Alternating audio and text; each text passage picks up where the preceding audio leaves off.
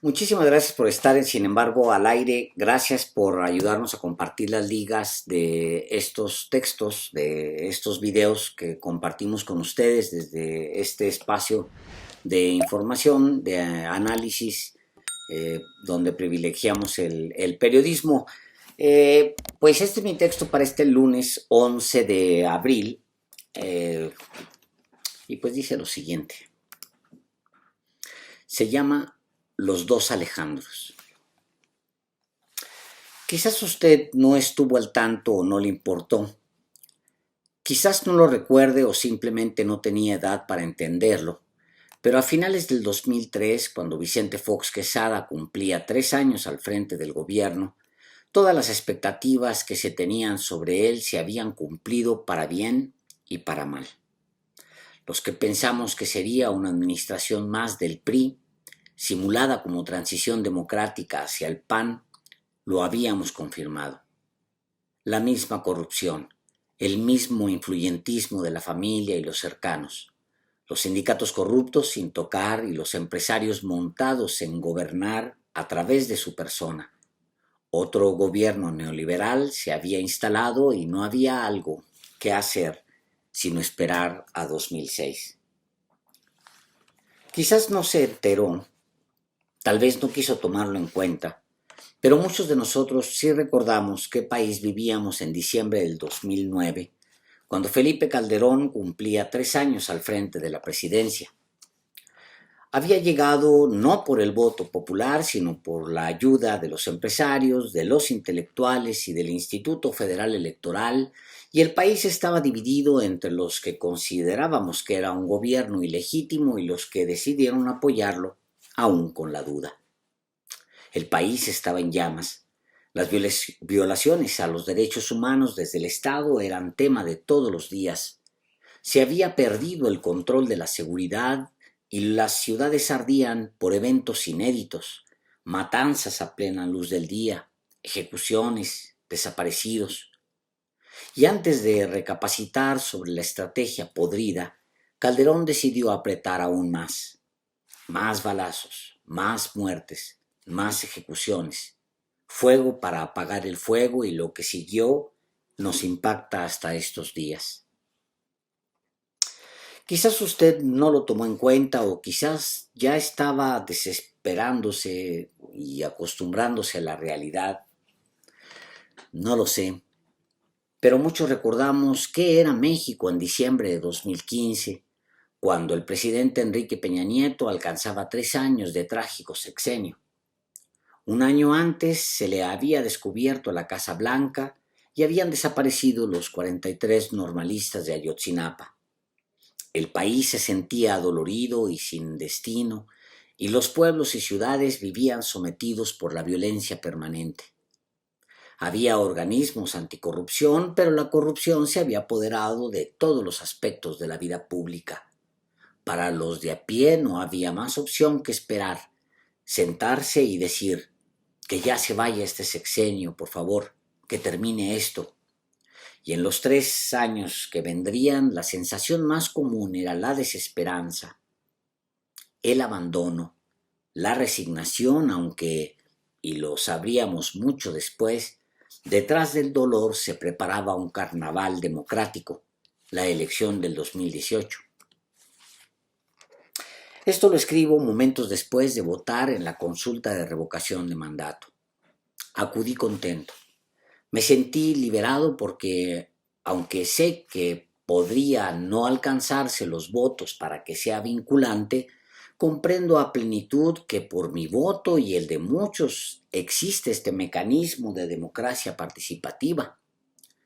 Fui para apoyarlo, fui para estrenarlo y fui motivado a pesar de que nunca vi un solo anuncio del INE llamando a participar. El PRI, el PAN y lo que queda del PRD llamaron al boicot y tal vez eso fue lo que me convenció. Me dije, si esos partidos llaman a no votar, es porque debemos votar. Y voté convencido de que quizás usted no estuvo al tanto, no le importó, simplemente no tenía la edad para entenderlo, pero yo sí recuerdo con desasosiego esos medios tiempos de los últimos presidentes de México. Incluyo a Carlos Salinas y a Ernesto Zedillo. Recuerdo cómo me sentía y cómo me sentía en mi entorno. Era ansiedad, desesperación y angustia, porque el país iba sentado en un auto de carreras a toda velocidad con destino a un pantano sin freno de emergencia. Ahora existe el freno de emergencia.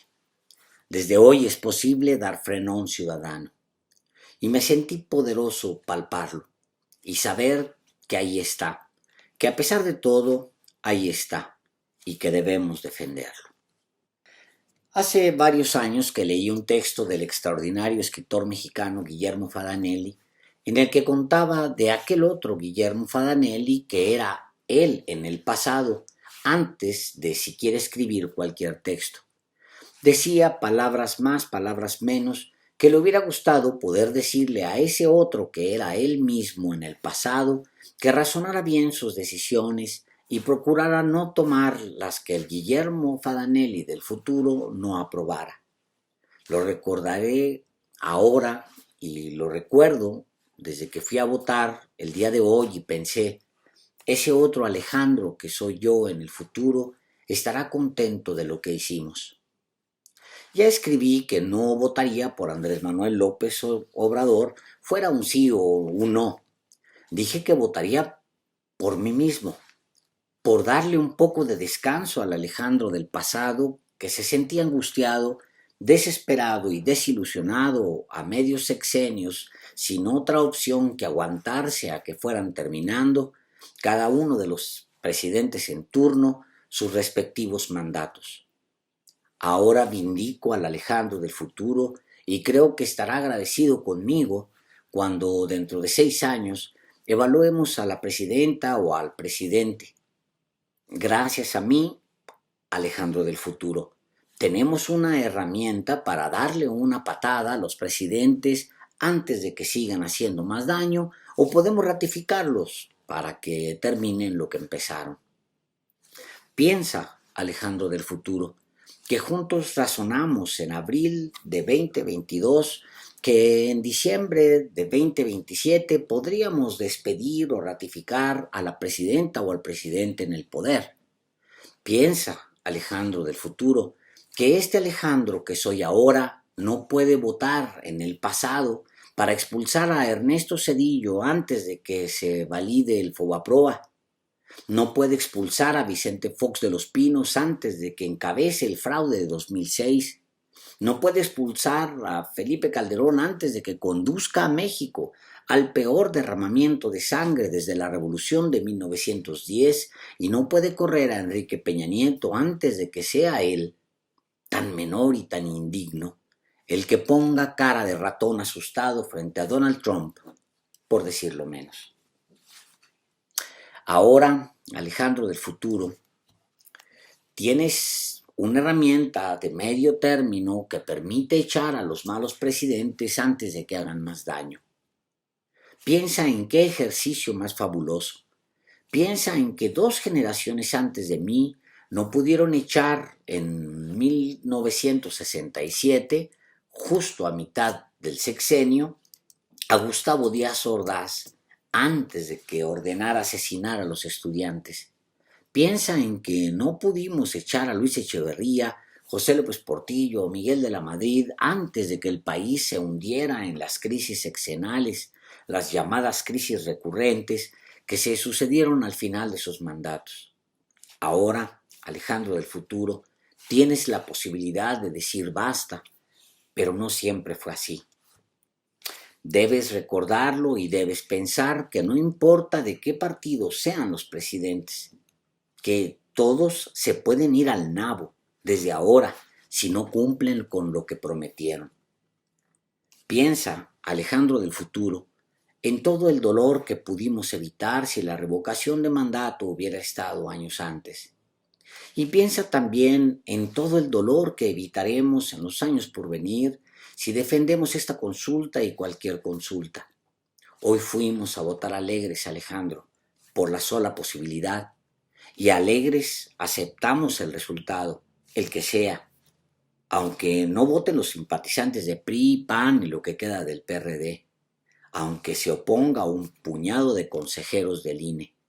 Piensa, Alejandro, todo lo que hemos avanzado. Muchas gracias.